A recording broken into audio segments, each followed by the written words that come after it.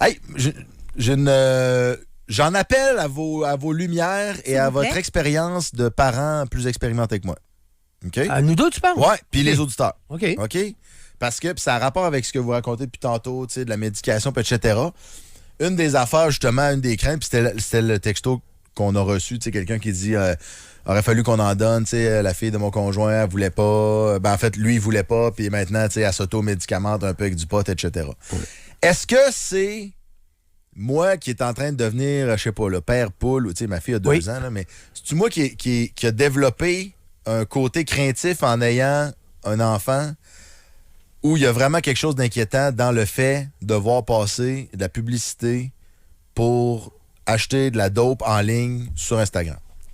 T'as vu ça passer, toi? Connaissiez-vous le phénomène un peu? Moi, non. Ben, j'en ai pas vu. Bon, ben, à vous de me dire si genre, j'ai raison de m'inquiéter ou pas, parce que peut-être que dans le fond, c'est pas si inquiétant, là. Ben, vite de même, ça a l'air, oui. En fin de semaine... Parce que tu viens de t'apercevoir que ça existe. Ouais, la publicité pour de la drogue. Mais sauf que c'est de la vraie drogue dans le sens où... J'espère bien. Ouais, non, mais je veux dire, ça aurait pu être genre... Ça fait longtemps que ça existe, ça, acheter de la drogue? Ce que je veux dire, c'est qu'on a déjà vu... Tu sais, dans les dépanneurs, il y avait des genres de petits... Des shooters de wake-up, là, tu sais. Puis là, nous autres, le gag, c'était que c'était comme... c'est comme de la drogue gratis, de la drogue légale, tu sais, parce que... Les 5 Hour Energy, là? Ouais, mais tu sais, quand ça a commencé à arriver dans les dépanneurs, ces affaires-là, là. Mais je parle pas de ça, là. Je suis sur Instagram en fin de semaine. Je regarde les stories. Là, à un moment donné, ben, tu sais, il y a 1 sur 2, c'est une pub à cette heure, là. Il y a tellement de pubs. Puis là, ben, la pub, c'est une photo d'une face de fille avec un buvard sur la langue, tu sais, un carré de carton sur la langue. De proche, là, en gros plan. Fait que ça a comme piqué ma curiosité. Sur fond rouge, en plus, je me souviens. Combien? Puis là, j'étais comme... Sais-tu? Non, mais je me suis dit, mon premier réflexe, c'est probablement pas de la drogue. Genre, ça doit être une affaire, genre, pour se garder éveillé, naturel, machin. C'est ça. Il y a une explication rationnelle. Mais j'ai cliqué pour aller voir c'était quoi sur le site. Puis c'était de la MDMA puis de la kétamine en buvard. Que tu peux acheter sur Internet. Là, j'étais comme... OK, ça, c'est une autre histoire. Ouais, tabarnouche! ça, là. Ah non, c'est de la vraie drogue, là. MDMA, kétamine, là, on n'est pas dans la naturopathie, là. Puis à cause que j'ai cliqué, c'est bien fait, cette affaire-là. Là, c'est comme si acheté. mon algorithme... Mais c'était pour la science. J'en ai acheté, puis j'en ai pris un au début de l'émission. Oh yeah! Non. Mais ça serait le fun à essayer, par exemple. Honnêtement, là, on arrive à midi, on fait des moches. Non, on arrive à midi, il y en a rien qu'un qui en prend, il faut qu'on devine c'est qui.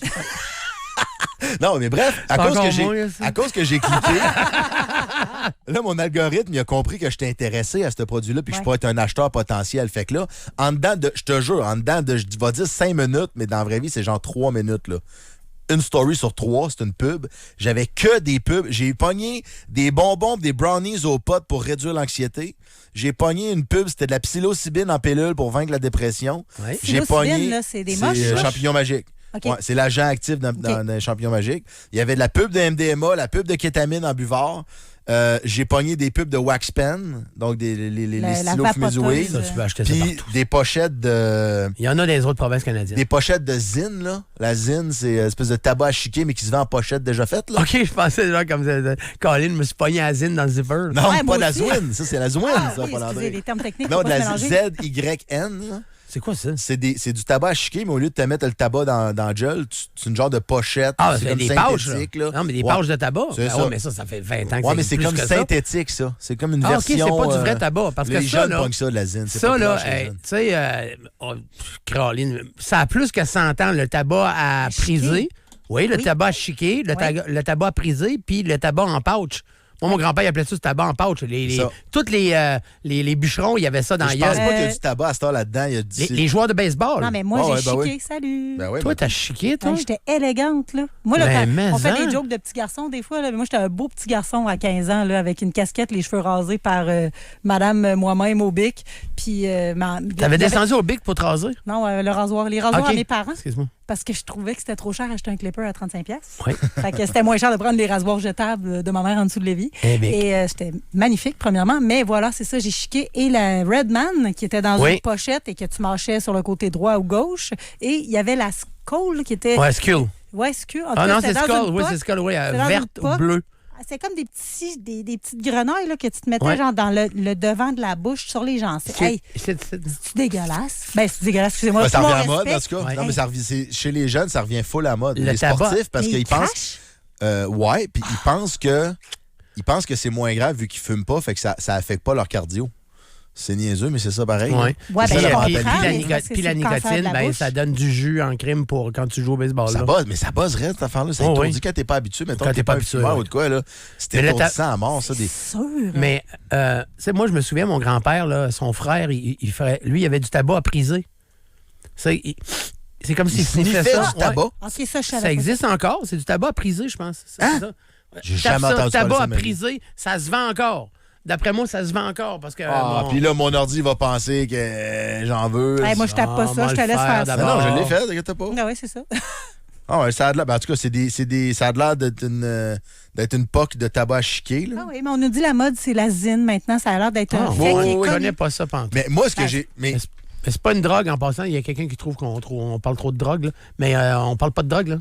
Puis moi, honnêtement, c'est que ça m'inquiète un peu. Ça m'inquiète un peu parce que je me dis, bon, évidemment, la mienne est trop jeune pour ça, mais tu sais, de la MDMA en buvard que tu peux acheter sur Internet. Non, mais au moins, dans notre temps, il fallait que tu ailles te trouver un dealer. Tu n'avais pas nécessairement ça te ferait plus de crise le soir. Tu n'étais pas nécessairement capable d'aller le rencontrer dans la ruelle. Puis là, il fallait que tu trouves une manière de l'acheter. Puis sur Internet, ils te la livrent chez vous. Des pubs, c'est pas légal, ça, de la kétamine. Non, puis on nous dit, en fait... On nous dit que quand tu signales à Meta, ils vont dire que ça va pas que ça contrevient pas à leur politique. Ben là.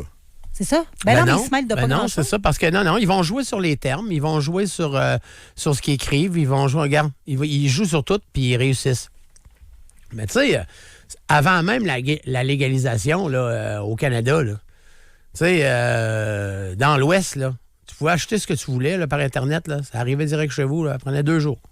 Non, c'est ça, mais en tout cas, je sais. C'est sûr, mais tu sais que ça soit. Mais là, c'est rendu MDMA, puis ça, là, je trouve ça un peu. MDMA, kétamine. Sur Instagram, l'âge légal. MDMA puis kétamine, je trouve ça. Pour les gens qui ne savent pas c'est quoi la kétamine, là, c'est un anesthésiant pour les chats. C'est avec ça que tu tues les chats quand tu vas le faire piquer, là, ou tu l'endors avec ça. En tout cas, c'est hyper chimique, puis toute la patente. Là.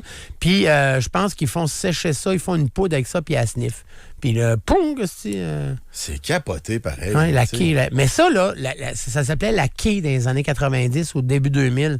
Puis, tu sais, ça venait des États-Unis. C'était bien populaire, tu sais, dans des grosses fêtes, comme mettons Burning Man, des affaires de même. Ouais. C'était bien populaire. Mais ça fait toute partie, tu sais, des drogues qui se veut, genre, d'ouvrir l'esprit, l'âme et tout ça. T'sais. Fait que, tu sais, genre, ceux qui vont à Burning Man font des affaires de même, du LSD, tout ça. Ouais, c'est ça, mais tu sais. Le pot puis les moches, ça s'est rendu bien smooth pour ce monde-là. Le monde qui vont. Les bonhommes, je caricature, ça, là, mais le bonhomme de 71 ans là, qui va dans un festival parce qu'il s'ennuie de Woodstock là, puis qui fait de la kétamine, il fait bien ce qu'il veut. Là. Mais le jeune de 14-15 qui est sur Instagram puis qui trouve la carte de crédit dans la poche de ses parents puis qui fait venir de la kétamine, là, moi, en tout cas, je trouve que c'est rendu un peu tough pour les parents. C'est banalisé en tabarouette. On se fait surveiller, mais tu peux pas être dans les shorts à ton enfant tous les jours pour savoir tout ce qu'il clique, tout ce qu'il voit. Puis ce que ses amis aussi, c'est ça l'affaire. Là. Ouais, c'est ça. Ben oui, exact. Les amis, moi, je pense que c'est pas toutes des vraies affaires. Moi, je pense que tu vas sur le site, puis tout ça, puis quand tu arrives pour faire ta transaction, des fois, au bout de la ligne, là, ça fait que ça marche pas, blablabla. Puis il y a beaucoup de sites, genre, pour aller chercher des informations, puis ci, puis ça. Puis c'est peut-être pas tout vrai, ça. Parce que, tu sais, sur le dark web, là, oui, tu peux acheter bien des affaires, tu peux acheter des parties humaines sur le dark web. Moi, c'était mon autre constat, c'était de faire, OK, là, on n'est pas sur le dark web. Là. On est dans une pub sur Instagram, là, que n'importe qui aurait pu recevoir. Moi, j'ai 32 ans, mais n'importe qui a 15 ans et un compte Instagram aurait pu voir la même pub, là, tu sais. Mais j'aime quand même ta théorie, puis il faudrait... on dirait que j'ai pas envie d'aller l'essayer, là, de cliquer dessus jusqu'à, mettons, me rendre jusqu'à essayer de le faire livrer puis de le faire analyser. Ça me dérange pas. Je pourrais le faire. Je sais pas dans quelle mesure. C'est parce que ça reste illégal. On l'envoie à France. Non, mais ça serait on l'envoie à France, pas le payer, on va le tester, on va pas nous le dire. Ça, c'est de la kétamine, ça, c'est du PCP, ça, c'est de la MDMA. Ou bien l'apporter chez Sabsa en bas, peut-être, puis la faire analyser. Moi, j'aime mieux France. T'as mieux France? Oui, non, mais attends, moi c'est le... Moi, j'ai l'intention d'y demander avant ou juste comme de j'en connais, elle va dire oui. T'imagines-tu, mais qu'elle vienne nous le livrer? Tu vas le mettre dans son lunch, après ça, tu vas dire, elle aurait dit oui, anyway. Ah ouais, moi, il piqué dans son pogo. Hey, quand elle va venir nous le livrer ici, j'ai eu un colis, mais je pense que c'est à vous autres.